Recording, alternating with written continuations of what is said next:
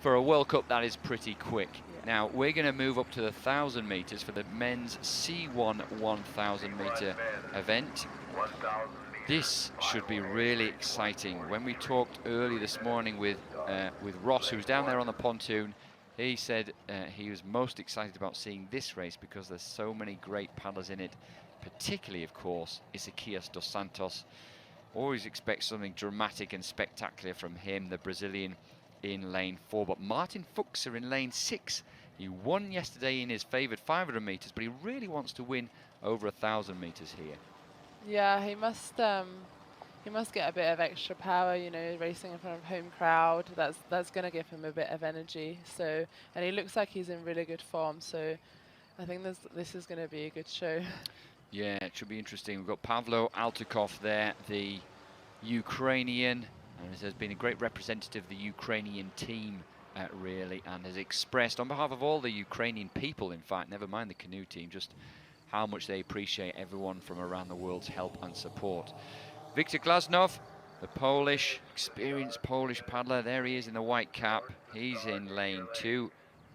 Jose Cordova, the Cuban. Watch out for any Cuban in the canoe events. They are fantastic, as we saw with the Cuban Du Bois winning the women's C1 event earlier on. Isaquias dos Santos, the Brazilian. I mean, what a great character for the sport he is. A very, very difficult childhood. He was scalded, burnt as a child. He lost a kidney. He had a difficult preparation for Tokyo, but still ended up winning this event in Tokyo at the Olympics. He's got other medals to his name from Rio 2016 as well. Catalin Chirila was 3rd in the C1 500 metres yesterday. Romanian team, of course, hosting the Ukrainians just near Bucharest in their training centre. Martin FUKSA, he goes in lane 6. Looked good in qualification, won the 500 metres, wants to be the champion here in the 1,000 metres. There he is in his white cap. Expect him to get away well. Balazs Adolf goes in lane 7, the Hungarian. There he is in picture. Conrad SCHEIBNER. Now, we mustn't discount Conrad SCHEIBNER. We'll see here in just a second in lane 8. European champion, world champion over both distances, 500 and 1,000. There he is. Really burst onto the scene just over the last year or so, taking over from Sebastian Brendel. 6th at the Olympic Games for him. And then Sergei Tonovsky, the Moldovan, goes in lane 9. There he is. So this race, 1,000 metres. So 1,000 metre race. This is a lot longer than we have seen. We're talking perhaps around about 4 minutes. This is about pacing, about tactics, about managing that race. Yeah, and I think all these athletes have very different tactics, so it will be interesting to see which one works out best. FUKSA normally starts a bit quicker. Santos holds back and comes through the end. Balazs Adolf, you have to watch out for the back end of his race because he's an endurance bunny, so it's really good. Yeah, well, they're all away cleanly at the moment. Look to be like lane 4, just keeping his powder dry a little bit there. That's Isaquias dos Santos. As you said, perhaps he's going to come late. The back end of the race will be strong for him. He's a very dynamic and powerful paddler, isn't he? And sort of, I've always felt he was almost physically more suited to the shorter distances, but seems to do so well with the pacing, and he's able to ask so much of his body and really, really push himself. Now, from this shot here, we can see 4. We could just see 4 from the right of the picture was the Czech, Martin FUKSA.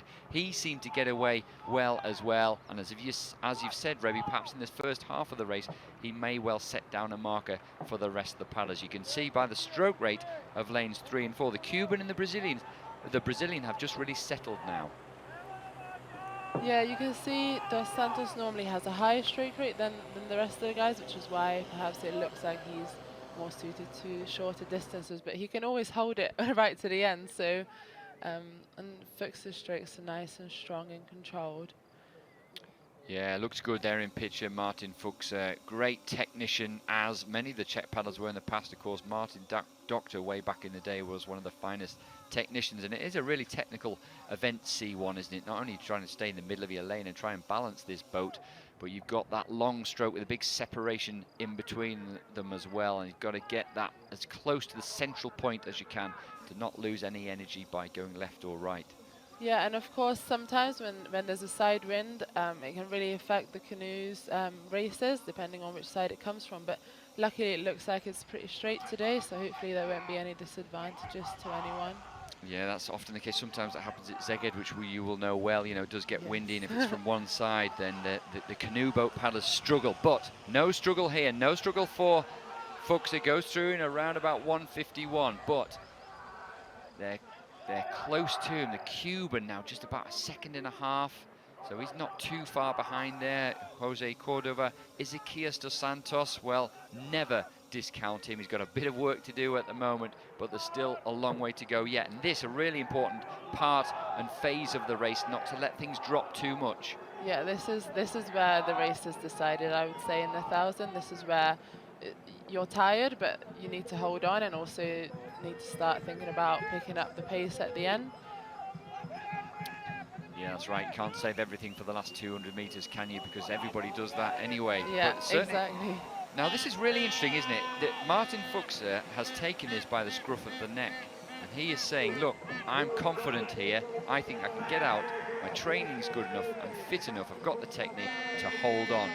Now it's up to the others to really push him and put him under pressure. Yeah, and I think from the crowd, he's going to get that little bit extra at the end. So maybe he knows that, and he knows he can go a bit harder because he'll get that at the end. That's a good point, of course, on home water, isn't it? The pole, we need to watch for Wiktor GLAZUNOW over at the top of your picture. The Polish paddler's going well at the moment. He's trying to put FUKSA under pressure. Nothing really from the Brazilian Ezequias dos Santos at the moment. Martin FUKSA really has a commanding lead, and he's now into the red boys, and he'll know he's got the support of the crowd. He's got the support of the coaches, you can see, cycling alongside him. Really, this is his to throw away, but he's got clear water over the other paddlers. Only the paddler next to him, Catalin Chirila, who's been in great form, taking the bronze medal in the 500-meter event, trying to put him under pressure. But there's no way that FUKSA is going to give it up from there. Indeed, he takes the win, followed by the Romanian, and looked to be, like the endurance athlete that you said, Adolf, with the third place there. Yeah, that was an exciting finish. Everyone was either coming up or trying to hold on in the last 50 meters. Yeah, well, and a really impressive race from Martin FUKSA. He was interviewed by the International Canoe Federation. There he is in picture a little while ago. He really wanted to win this 1,000 meters. He knows he's good over 500. He's done it many, many times. And he's fought it out with the likes of Ezequias dos Santos and Sebastian Brendel from Germany in the 1,000 meters, and quite often come up wanting, never quite winning the gold medal. But this time round, he dominated that event. He set his stall out really early, goes through the 500 meters, first through the split, but then built on that lead and actually extended towards the end. Yeah, he controlled that race really well.